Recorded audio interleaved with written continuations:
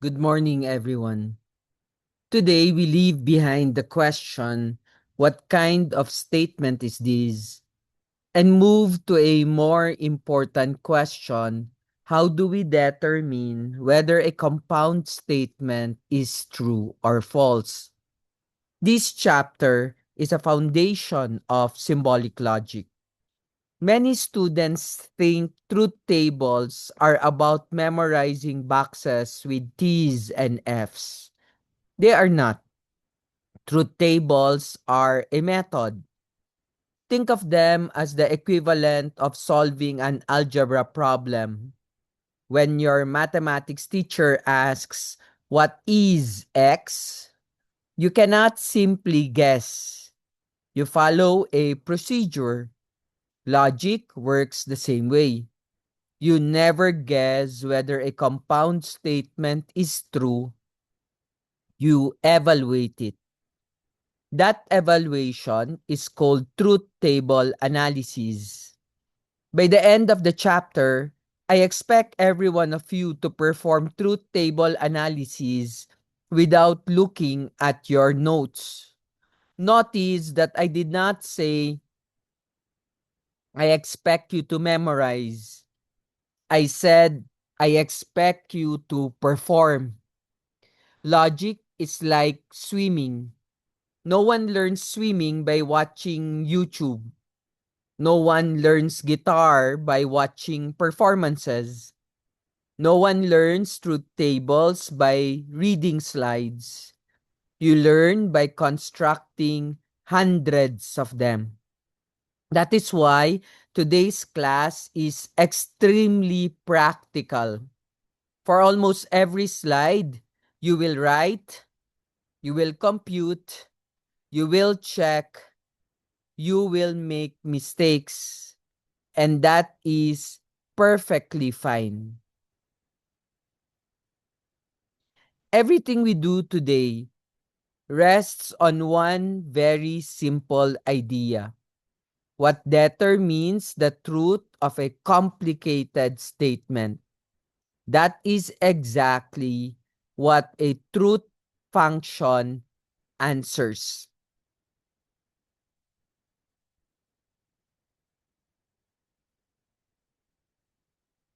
Before we compute anything, we need to understand what a truth function is.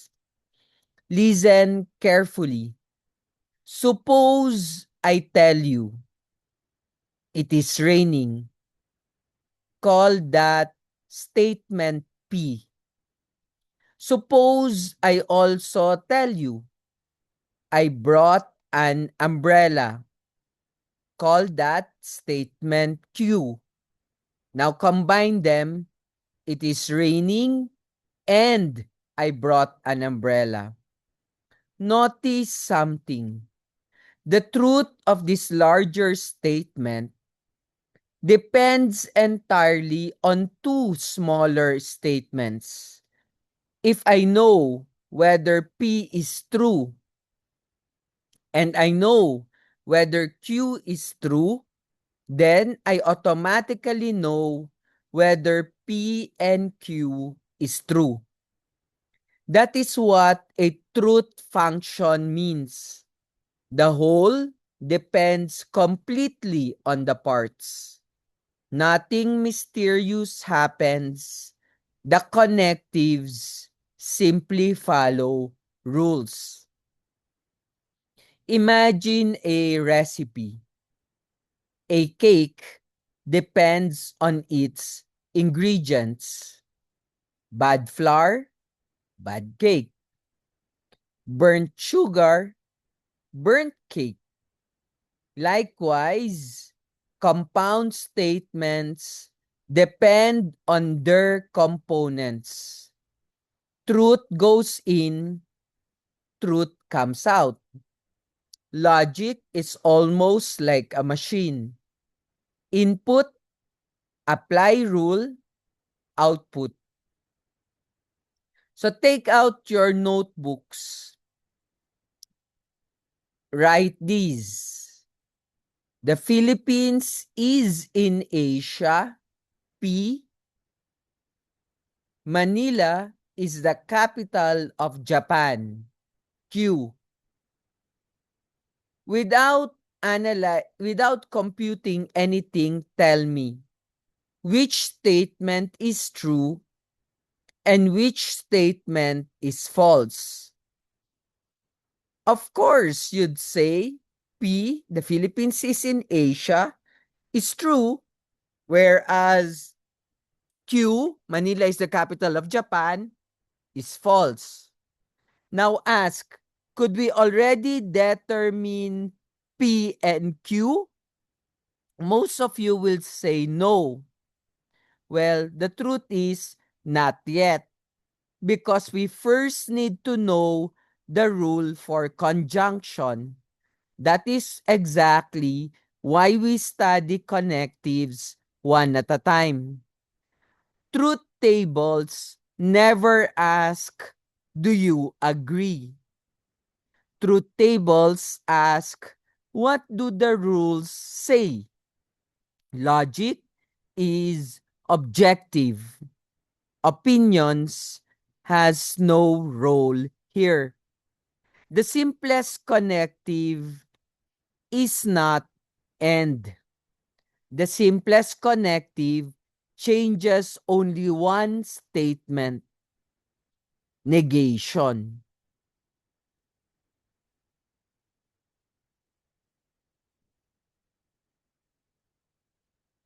Negation simply means it is not the case that it reverses the truth value of a statement.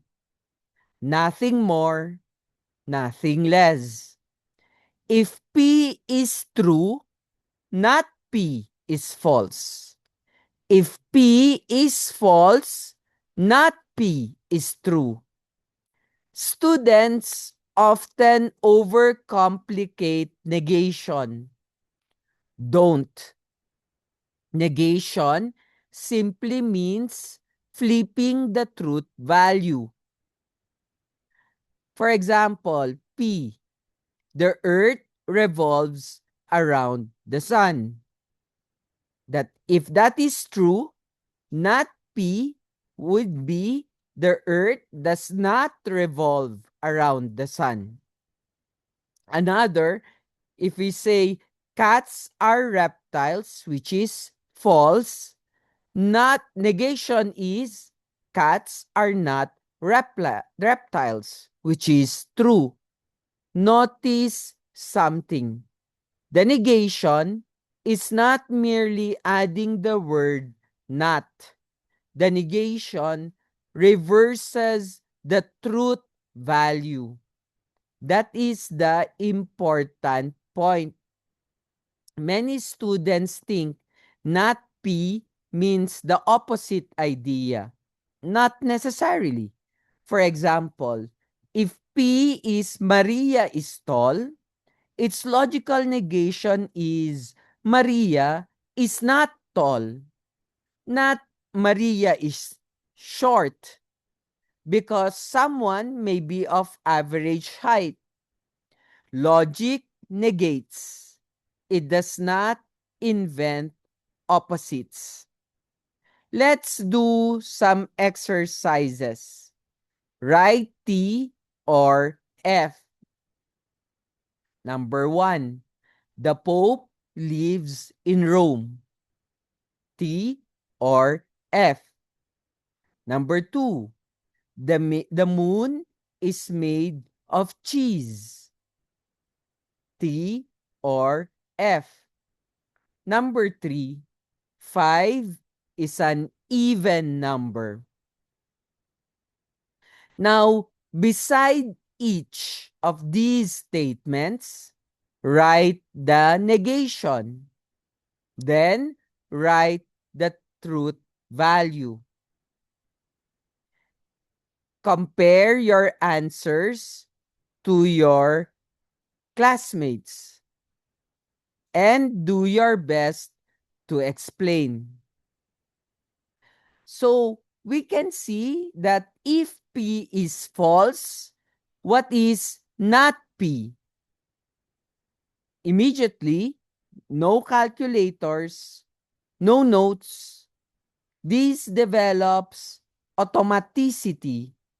Eventually, you would answer within 1 second. Negation works on one statement alone.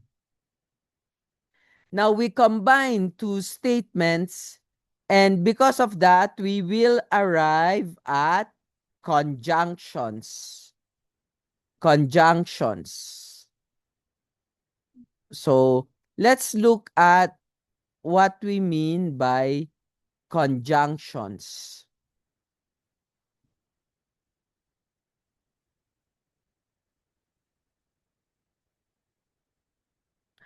The conjunction joins two statements using words like and, but, however, although, while, moreover, and furthermore.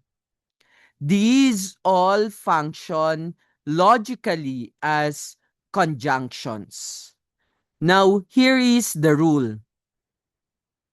A conjunction is true only when both parts are true. Everyone, repeat after me. A conjunction is true only when both parts are true. Again, a conjunction is true, I hope everybody's repeating, only when both parts are true. Everything else is false. This is the rule students forget. For example, this is P and this is Q. When both are true, only then is the conjunction true. If either P or Q is false, or both are false, the conjunction becomes false. So for example, look at the table in front. P, Q, and P and Q. Then fill the rows one by one. Do not rush. Ask students before writing every answer how this should be done. So, what a conjunction is true only when both statements are true. So look at the diagram. Here, you see that if there is a two variables, you multiply it by 2. That's why here you see true, true, false, false. And then under Q, true, false, true, false. So then you can identify the truth value, which you must put aligned with the ampersand sign. So for example, true, true, the truth function of the conjunction is true. Whereas if there's one false or both are false, the truth value of the conjunction is also false. That's something to pay attention to. So for example, the Philippines is in Asia and Paris is in France. The truth value of that statement is true. Or, another example, the Philippines is in Europe and Paris is in France. The truth function of that conjunction is false because one of the conjuncts, the Philippines is in Europe, is false. Remember, one false part or both destroys the conjunction. Okay? So, now I'm going to trick you a bit because not every sentence with the word and is actually a conjunction. This is one of the most common beginner mistakes in symbolic logic. Students see the word and immediately write P and Q. That is incorrect. The word and is only a clue. It is not proof. For example, Ron and Chris are siblings. Can we split this? Like Ron is a sibling, Chris is a sibling. Do this mean the same thing? No, because sibling means having a brother or sister. It is a relational property. The original sentence expresses one complete idea.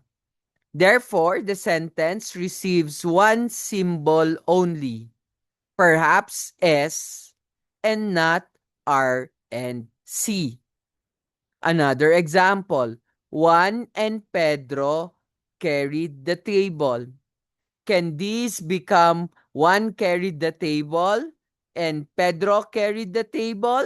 Not necessarily. Maybe they carried it together.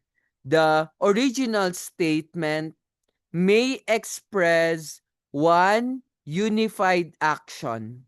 Again, be careful. Whenever you see "and", ask immediately, can each side stand alone as a complete statement? If yes, then conjunction. If no, then simple statement. This single question prevents dozens of mistakes. Let's look at 5 examples. 1. Rizal and Bonifacio are national heroes. 2. Rizal wrote Noli Me Tangere and El Filibusterismo. 3. The teacher entered the room and greeted the students. 4. Salt and pepper are on the table. 5. Romeo and Juliet loved each other. So try to justify your understanding. Notice that we have not yet solved a single complicated truth table. That is intentional. Logic is like building a house. If the foundation is weak, the entire structure collapses. Today, we learn how truth behaves, what a truth function is, how negation works, how conjunction works, and equally important, when not to use conjunction. In the succeeding slides, we will begin applying these ideas systematically using constructing truth tables so that everything becomes mechanical. Now, let's look at an exercise. Okay? So, now we stop learning rules and we begin using them. This is where many students make a mistake. They think I already understand conjunction. No, understanding is not demonstrated by saying. A conjunction is true only when both parts are true.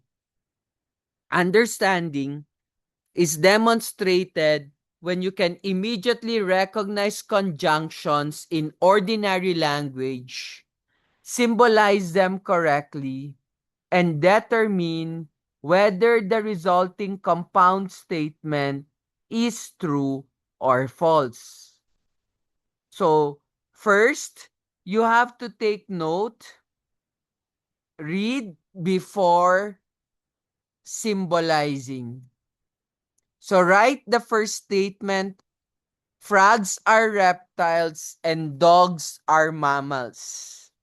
Then ask, how many simple statements do we have? Then assign symbols. F for frogs are reptiles. D for dogs are mammals. Then ask what connective joins them. And if you say and, therefore the symbolic form is F and D.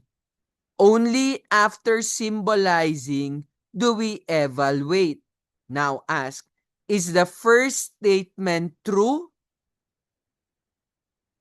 Frogs are reptiles? No. Second statement, dogs are mammals? True. Now evaluate. F, false, and true equals false. So, never do these out of order. Read, separate, assign symbols, identify connective, symbolize, evaluate. So, you can pause the recording for this one. Take note. Students often confuse truth with grammar. For example, Hitler committed suicide although Kennedy died of a heart attack. The word although sounds like contrast. Logically, it functions exactly like and. English style is irrelevant. Logical structure is everything. Likewise, but does not change the connective. Neither does while, neither does however. Logic ignores rhetorical style. Okay? So, please pause the recording and you're given 5 minutes or 3 to answer this. Your time starts now.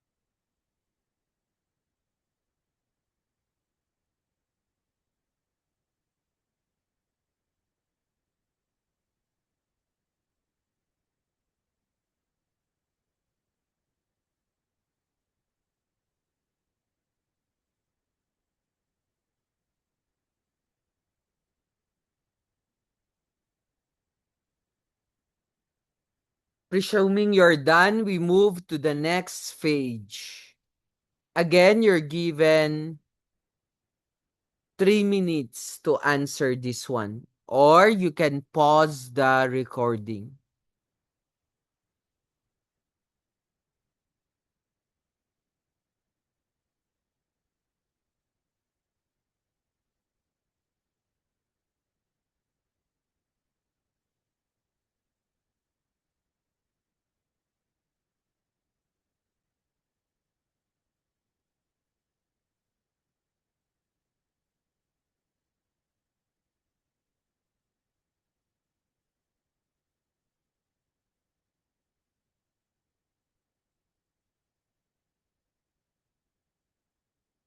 Since I presume you will pause the recording, I will move forward to the disjunction.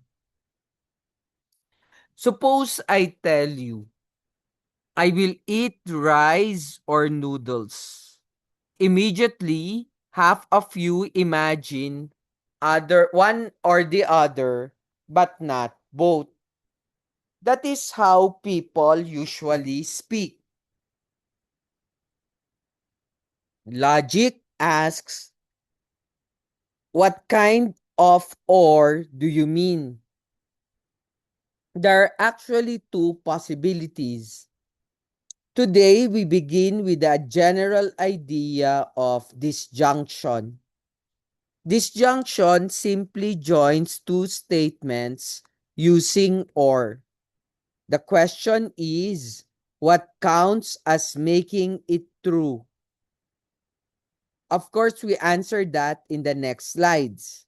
But we need to understand what or means. The biggest mistake beginners make is assuming there is only one meaning of or. In reality, there are actually two meanings of or, inclusive and exclusive. If you misunderstand this, every truth table involving disjunction becomes incorrect. Let's define them carefully. Inclusive means at least one, maybe one, maybe both. Both are allowed. So, draw a large circle. You can draw a large circle on the board. At least one is what you have to pay attention to. At least. That phrase should become automatic.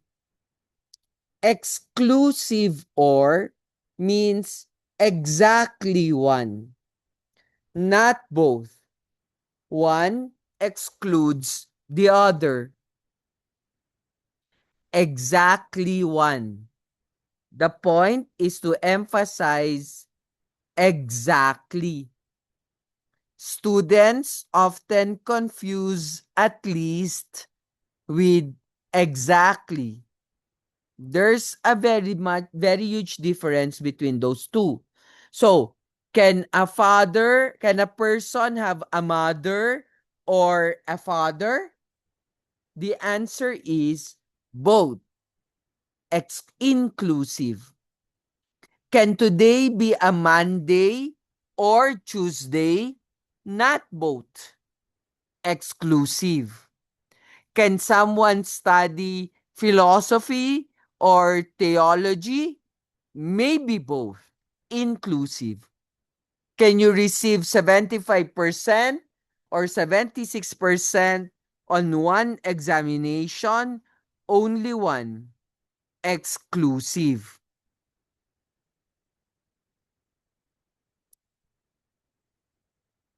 So now that we know the two meanings, we finally construct their truth tables.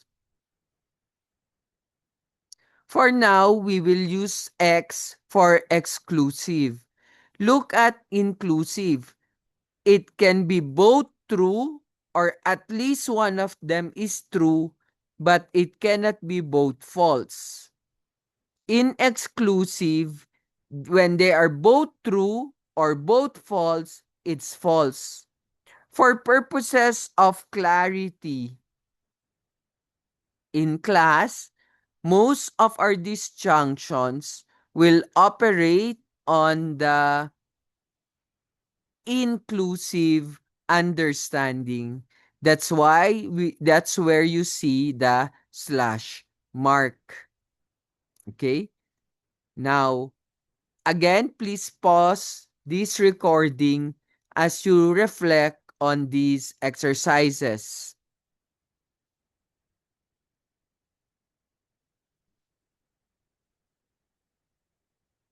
Now, symbolize and evaluate the truth value of these exercises.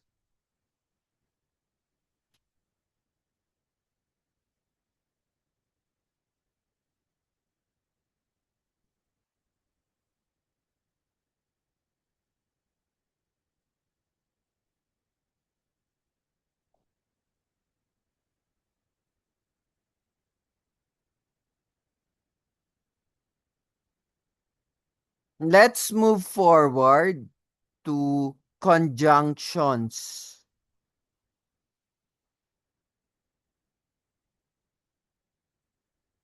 So, when you look at conjunctions, you come to a point wherein you get a better conditionals.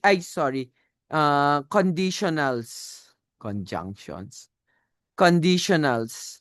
So, when you look at conditionals, that's where we get an appreciation of the if then reasoning. When we start talking about if then reasoning, we come to a point wherein we understand a conditional reasoning. So the basic form is if P, then Q. In the statement below, the statement before the arrow is called antecedent. The statement after the arrow is called consequent. The antecedent P gives the condition, the consequent gives what follows from that condition. So for example, I am driving. If I am driving, then I am good at singing. Here, I am driving. The is the antecedent, and I am good at singing as is the consequent. The arrow has direction. P arrow Q is not the same as Q arrow P. They're not interchangeable. For example, if something is a dog, then it is a mammal. That doesn't mean if something is a mammal, then it is a dog.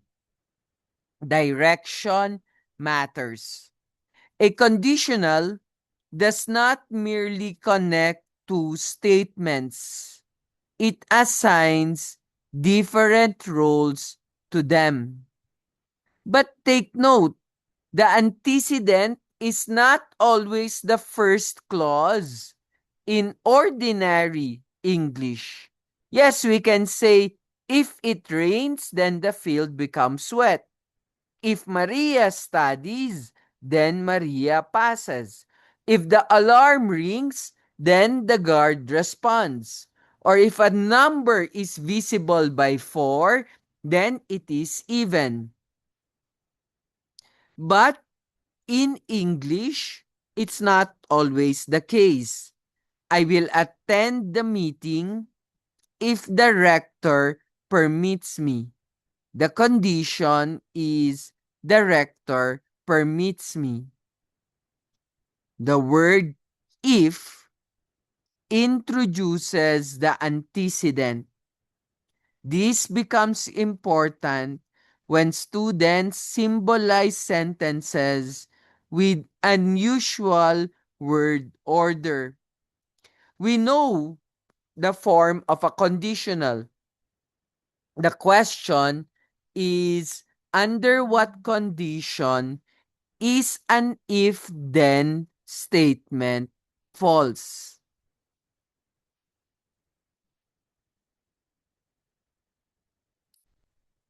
Memorize one rule. A conditional is false only when the antecedent is true and the consequent is false. Look at the table in front of you carefully. The only instance this statement is false is if P is true and Q is false. So, true antecedent, false consequent. Suppose I tell you, if you submit the assignment today, then I will give you 5 additional points. When have I broken my promise? You submit the assignment, I give you 5 points. Promise kept. You submit the assignment, I do not give you 5 points. Promise broken. You do not submit the assignment, I still give you 5 points. Did I break the original promise? No.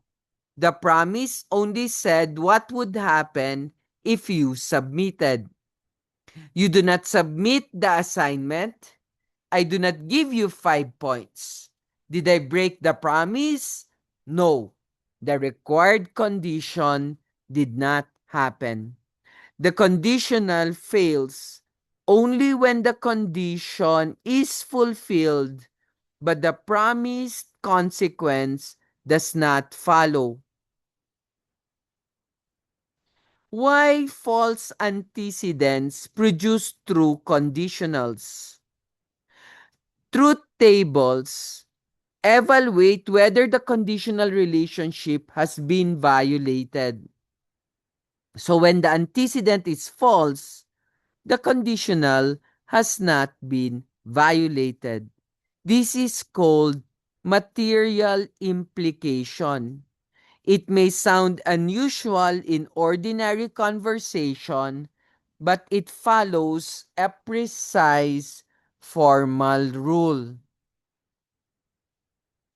So the conditional has only one enemy, T to F, or a condition, a true condition cannot lead to a false promised result. Again, press pause for the recording because we will now go to the exercises.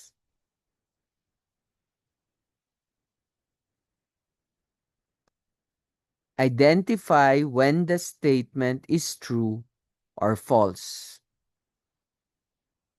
Okay, let's move on to the next slide.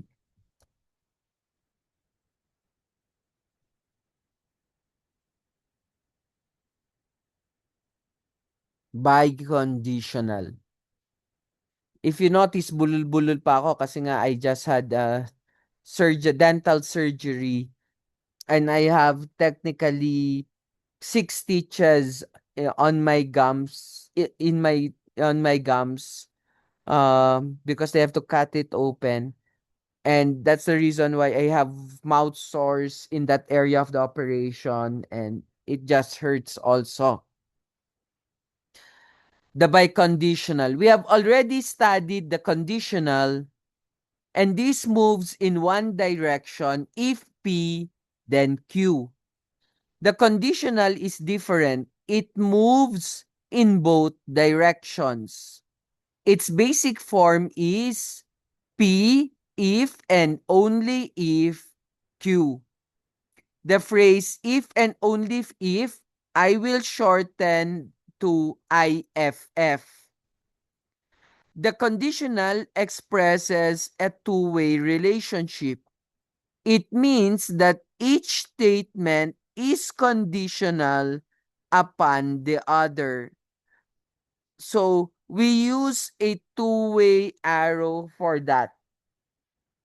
And as such, it means both sides. The clearest phrase for a biconditional is if and only if. Other expressions may also indicate a biconditional, such as is equivalent to, is a necessary and sufficient condition for, exactly when, and just in case. For this lesson, we focus primarily on if and only if. The symbol tells us that the biconditional compares two truth tables. So, when is a biconditional true? A biconditional is true when both components have the same truth value. It is false when their truth values are different. So, if they're both true or both false, the statement is true. But look at the table. If P is true and Q is false, P is false and T is true, it will elicit a false truth value.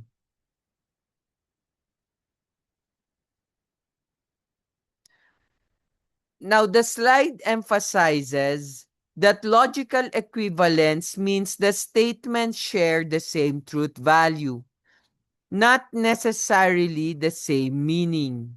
For example, Manila is in the Philippines, Rome is in Italy. These statements do not mean the same thing. But if both are true, then their biconditional is true under that particular evaluation. These alone does not make them logically equivalent in technical sense, but full logical equivalence requires the same truth values under every possible interpretation. For now, keep the distinction. Same truth value does not mean same sentence or same meaning.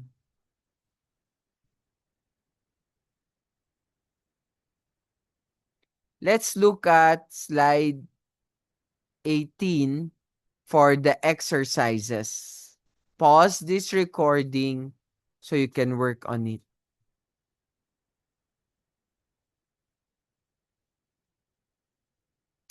IFF is if and only if. So take note, there are 5 logical connectives you have to pay attention to. And that is very important to take note of. Okay? So that's just 5. I hope that's very easy for you to understand. Please take note, when are these fives true? Like, if it's negation, not P is the opposite of the value of P. For conjunction, they're true only when both conjuncts are true. For disjunction, it's true when at least one of the disjuncts is true, maybe both. Conditional is false only when antecedent is true and the consequent is false. For biconditional, they're true when both components have the same truth value. So, let's look at the next exercise. Supposedly, on determining whether a statement is fundamentally a negation, conjunction, disjunction, conditional or biconditional, but we can spare you of that. Okay? The exercises are actually in the workbook. Now, let's go to something more interesting. And this is when we start looking at uh, different types of statements that we will actually be involved in this course. And those statements are what we call tautologies, contradictions, and contingents. So, is the statement true or false? We overcome that and ask a much deeper question. How does this statement behave under every possible interpretation? This is one of the most important ideas in symbolic logic. Remember that truth tables list every possible assignment of truth values. Instead of just looking at one row, we now examine the entire final column. The final column tells us something about the logical structure itself. This means that we are no longer interested in whether a statement is actually true in real life. We're interested in whether it is necessarily true, tautology, necessarily false, contradictions, and sometimes true, sometimes false. So let's look at that. Always true, always false, and sometimes true, sometimes false. A tautology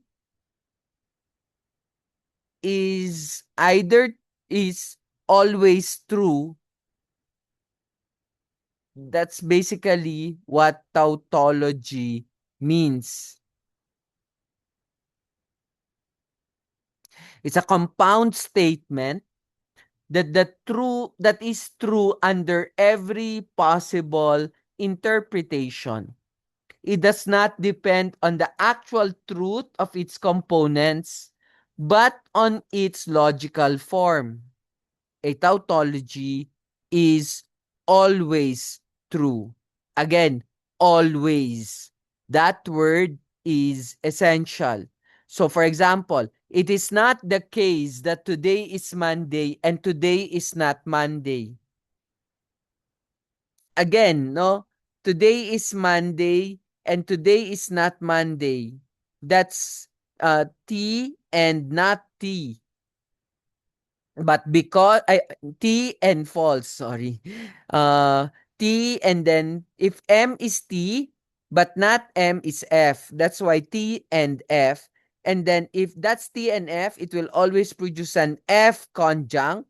And if F is a conjunct, is the conjunct, not F is T. Okay? So you go outside to the negation. So, notice that we never ask, is today actually Monday?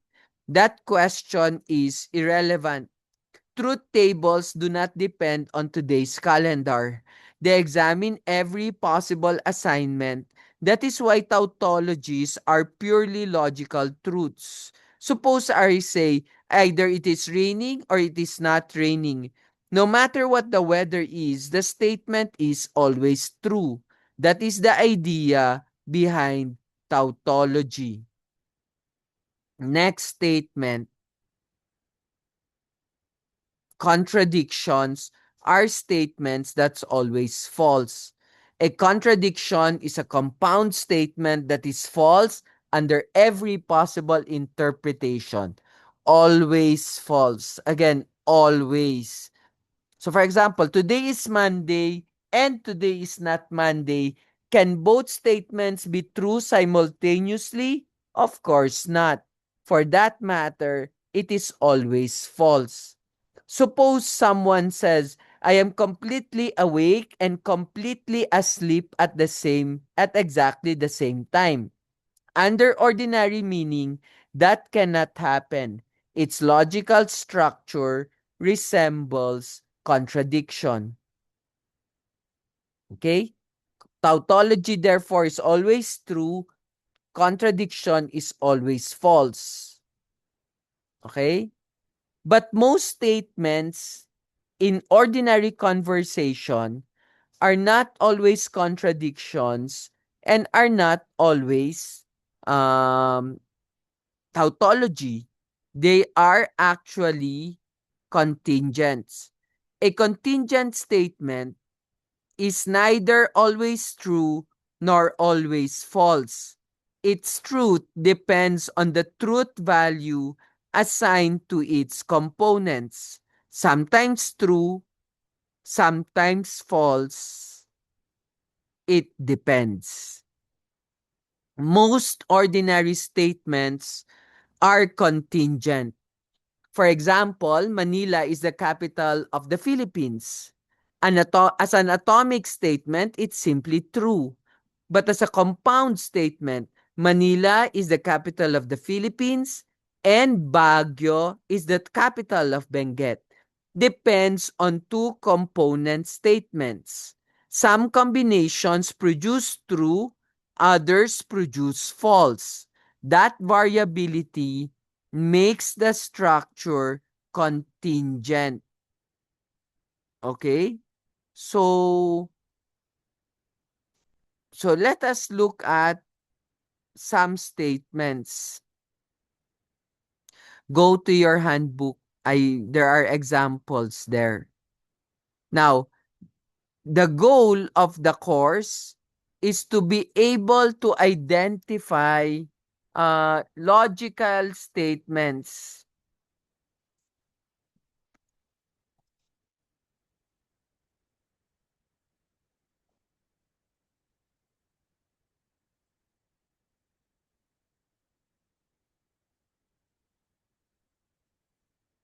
Throughout this chapter, we have been asking whether a single compound statement is true or false. We now move to a different question. Instead of examining one statement, we compare two different statements. At first glance, two symbolic expressions may appear completely different.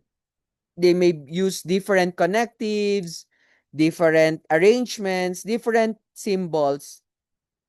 Nevertheless, they may express exactly the same logical relationship. When this happens, we say that a statement is logically equivalent. Notice that the word is equivalent, not identical. Two expressions do not have to look alike in order to behave alike. The criterion is not appearance, but truth value. How do we determine whether two statements are logically equivalent? We do not guess by looking at them. We construct a truth table. We compare the truth values of the two expressions under every possible assignments of truth values.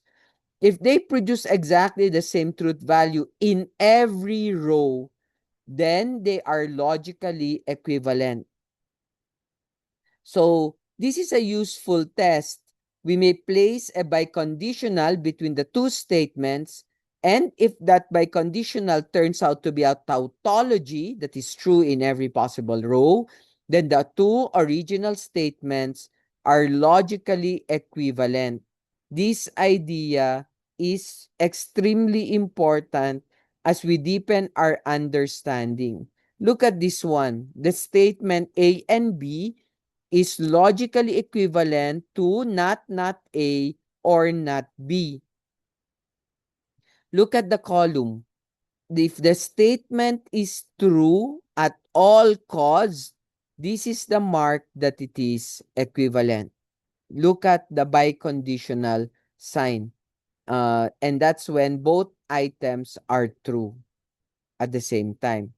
So this one is not logically equivalent because there can be true or false, no? In a biconditional, they're not the same.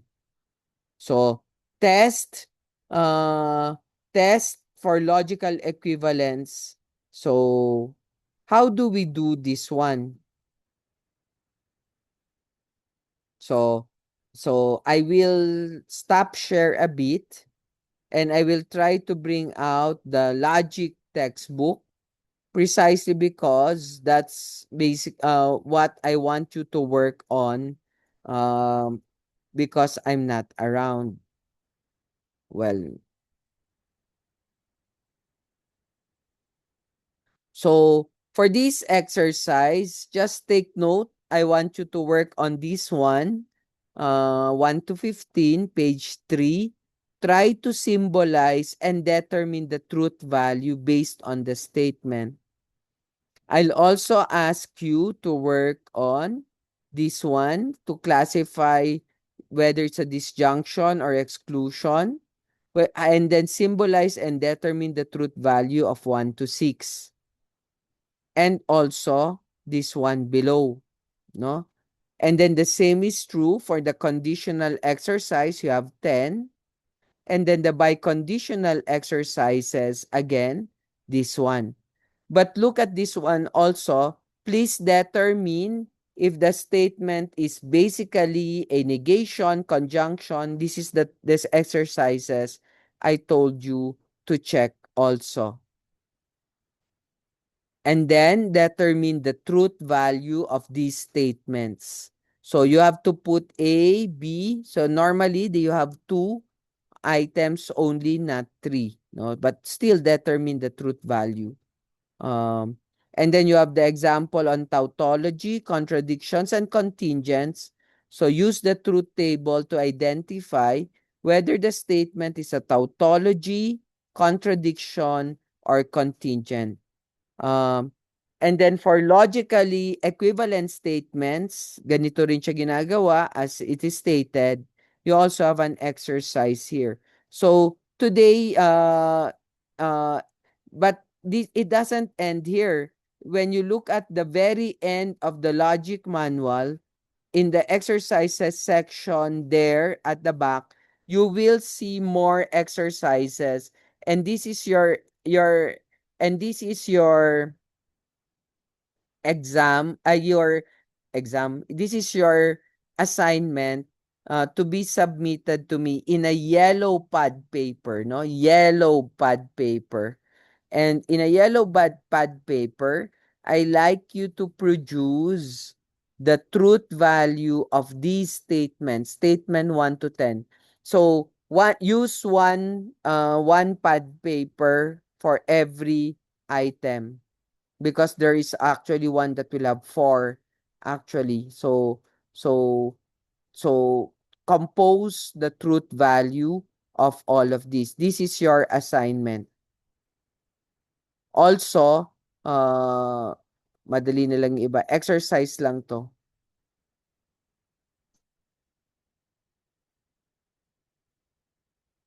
So, work on this one. Actually, on second thought, uh, I haven't taught you the indirect truth table, pero sige ito na lang. So, itong statement na 'to ang gagawin yung truth table, no? Identify the truth table of this statement. Baka hindi nyo pa kaya. Baka hindi pa kayanin. Sige, baka hindi kaya pa ito. Balik tayo dun sa sinabi ko, ito lang. So, ito lang ang gagawin nyo. 1 to 10. Okay? Sige. You have the rest of the time to reflect on it. You have 2 hours to do the exercise. After this one, please take note to submit the yellow pad. Siguro mga 5 pieces of yellow pad ito. Kasi back to back, back to back. No erasures, please. Thank you very much and see you next week, everyone.